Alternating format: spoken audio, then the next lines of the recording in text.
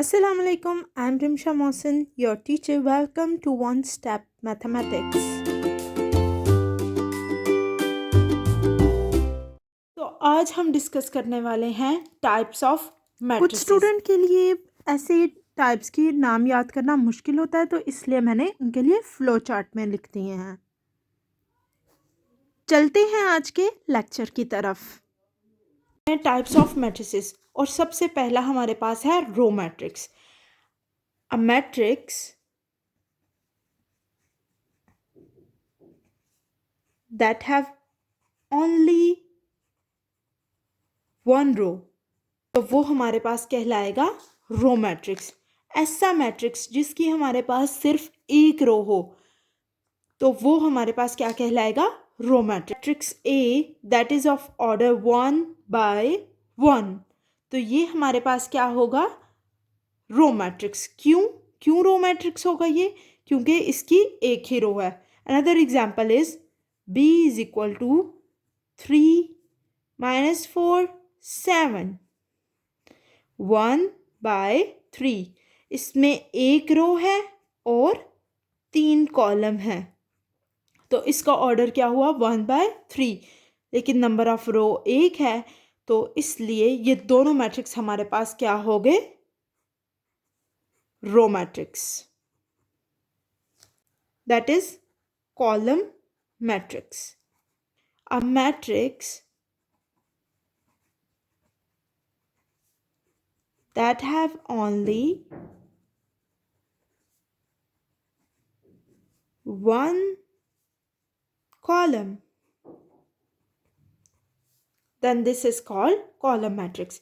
एक कॉलम होगा तो कॉलम मैट्रिक्स, एक रो होगी तो रो मैट्रिक्स। इसकी एग्जांपल्स देखते हैं। If m is equal to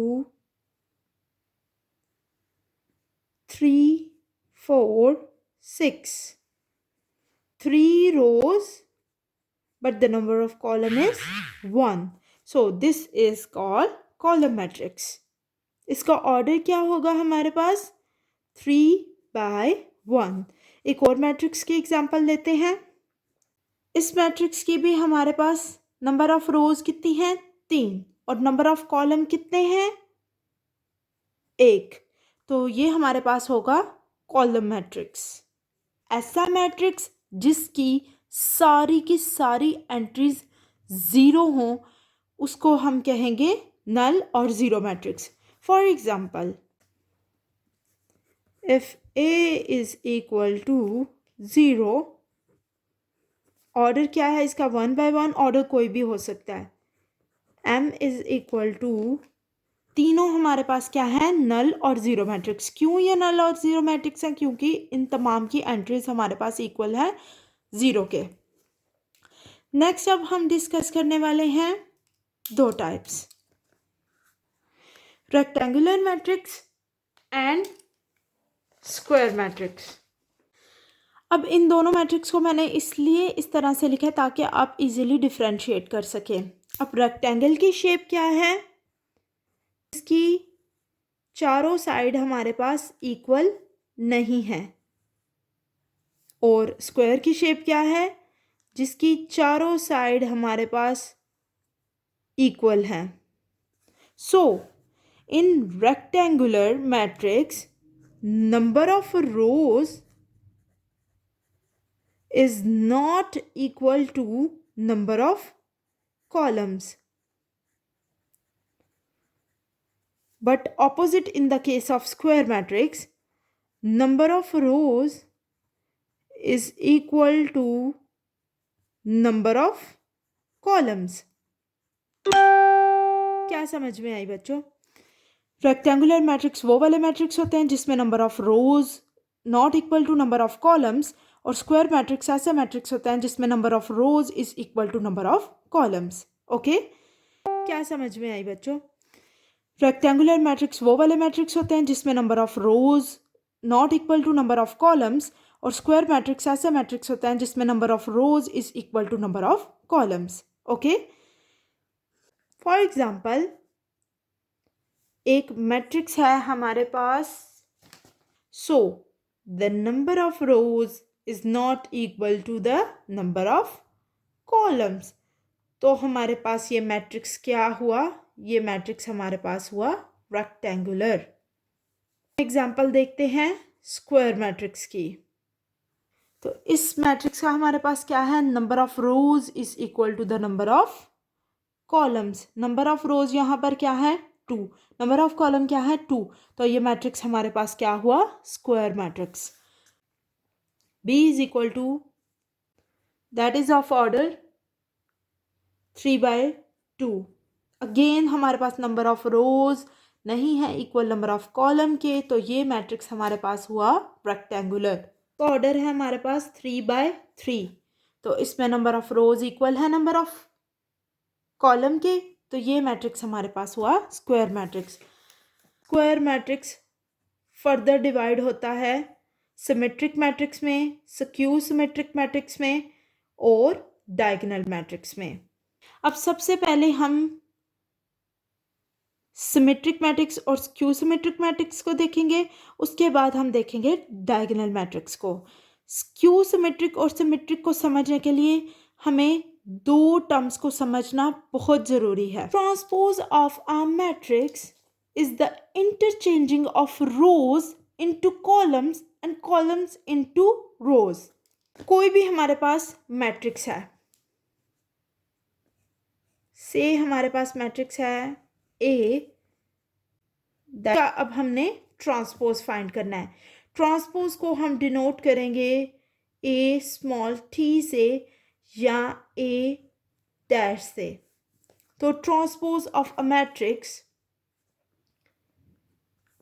number of रोज को हमने किस में चेंज कर देना है?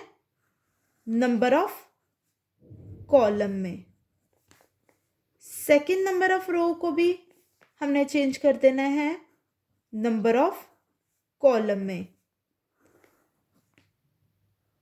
देखें इसमें हमारे पास ऑर्डर भी चेंज हो गया है, 3 नंबर ऑफ रोज हो गई हैं और 2 नंबर ऑफ कॉलम हो गए हैं। जो हमारे पास पहले रोज थी अब वो कॉलम बन गए हैं, और जो हमारे पास कॉलम थे वो अब रो बन गई हैं। नेक्स्ट हमारे पास जो टर्म है वो है negative of a matrix. We change all the signs of the entries of the matrix, then this is called the negative of the matrix.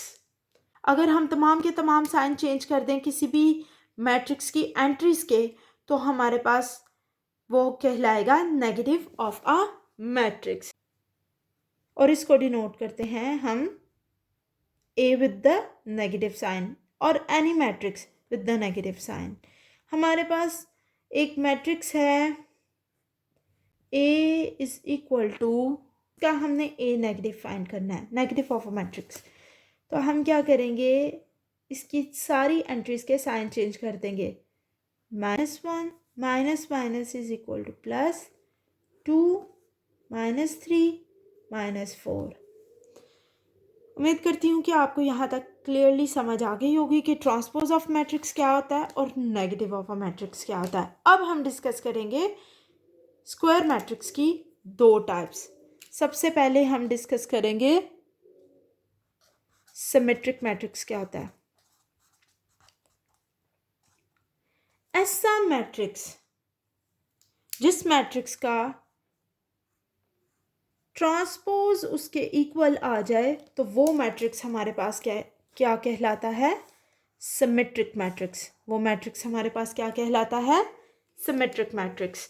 अब हम एक एग्जांपल से समझेंगे। अगर हमारे पास m है, इसका अब हमने लेना है ट्रांसपोज। ट्रांसपोज क्या है? रोज को कॉलम्स में चेंज करना और कॉलम्स को रोज में चेंज करना। अब ये जो हमारे पास फर्स्ट रो है इसको हमने कॉलम की फॉर्म में लिखना है, सेकंड रो को कॉलम की फॉर्म में लिखना है, थर्ड रो को कॉलम की फॉर्म में लिखना है।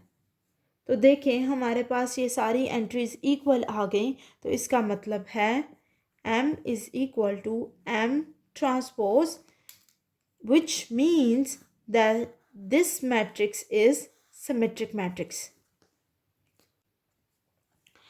अब स्क्यू सिमेट्रिक मैट्रिक्स हमारे पास तब होगा अगर हमारे पास A transpose is equal to negative of A।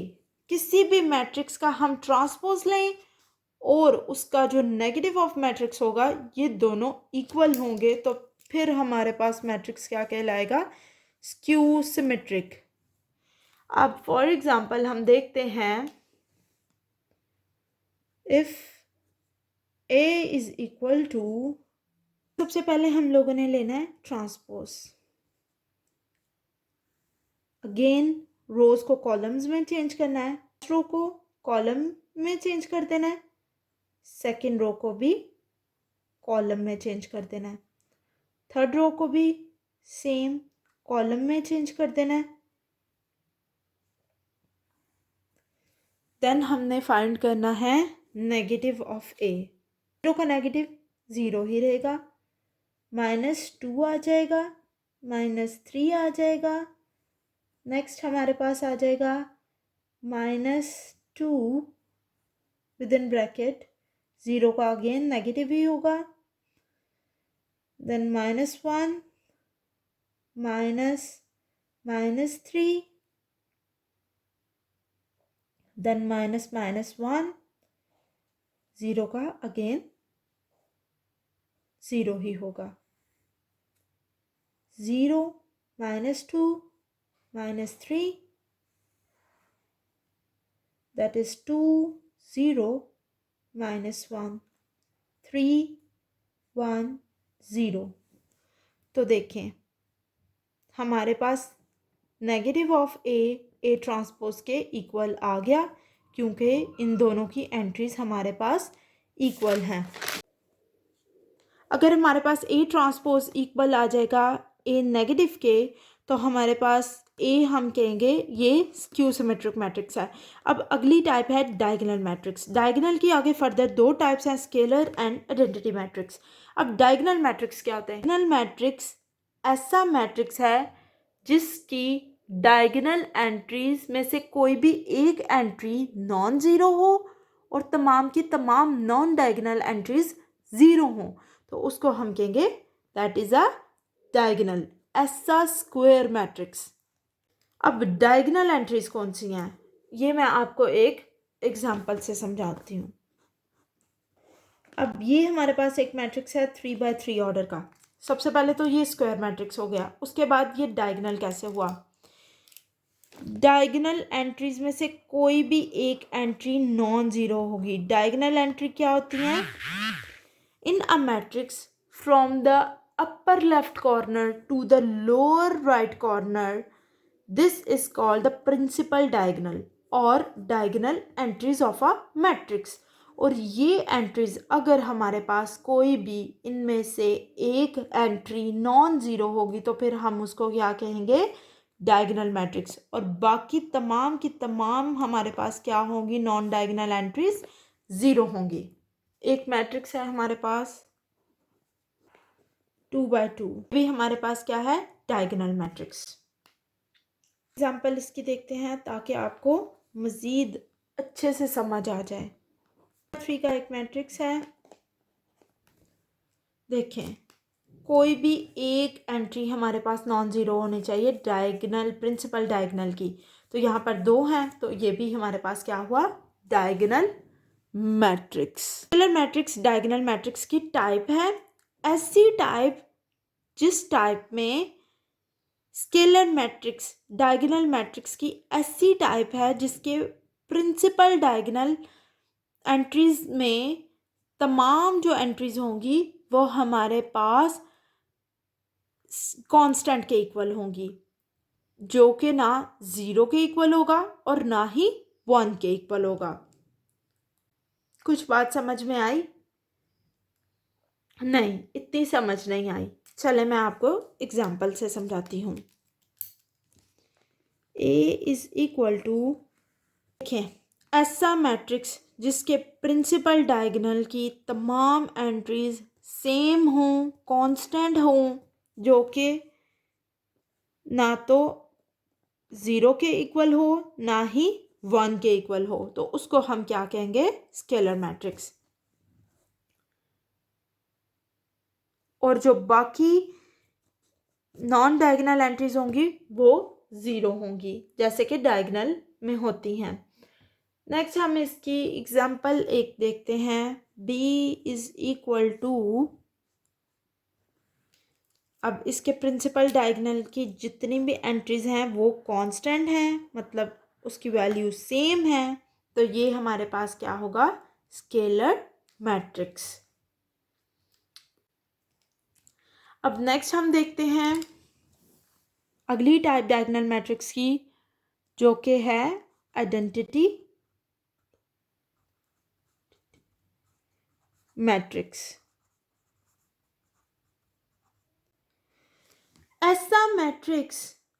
ऐसा डायगोनल मैट्रिक्स जिसकी प्रिंसिपल डायगोनल की तमाम एंट्रीज इक्वल हों 1 के, तो उसको हम कहेंगे आइडेंटिटी मैट्रिक्स, और इसको डिनोट करते हैं हम I से। फॉर एग्जाम्पल एक मैट्रिक्स है हमारे पास से A मैट्रिक्स जिसकी प्रिंसिपल डायगोनल की एंट्रीज किसके इक्वल हों? 1 के। तमाम की तमाम एंट्रीज किसके इक्वल हों? 1 के, तो उसको हम कहेंगे आइडेंटिटी मैट्रिक्स।